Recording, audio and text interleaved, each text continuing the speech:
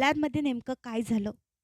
अमरावती जिल्ह्यातील दर्यापूर मतदारसंघातील खल्लार गावात माजी खासदार नवनीत राणा यांच्या प्रचार सभेचं आयोजन करण्यात आले होते. त्यावेळी मोठा गोंधळ झाला.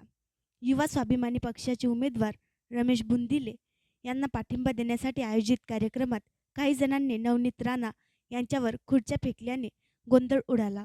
या घटनेत नवनीत राणा थोडक्यात बचावले. राड्यानंतर नवनीत राणा यांनी खल्लार पोलीस ठाणे गाठले. या घटनेने रॅलीतील सुरक्षा व्यवस्थेवर गंभीर प्रश्न निर्माण झाले आहेत. त्याशिवाय दर्यापूर येथील राजकीय वातावरणात तणाव वाढला आहे. पोलिसांनी तपास सुरू केला असून परिस्थितीवर बारकाईने लक्ष ठेवले आहे. तसेच अनेक विधानसभा उमेदवार या घटनेचा राजकीयदृष्ट्या व्हॉट्सॲप ग्रुपवर मोठ्या प्रमाणात त्यांचे कार्यकर्ते चुकीचे संदेश पसरविण्याचे काम करत आहेत.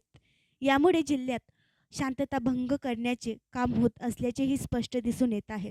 त्यामुळे जिल्ह्यातील शांतता भंग करून जे राजकीय कार्यकर्ते सोशल मीडियावर खोट्या अफवा पसरवत आहेत त्यांच्यावर वेळीच कारवाई होण्याची मागणी दोन्ही गटातील बुद्धिजीवी वर्ग करत आहेत.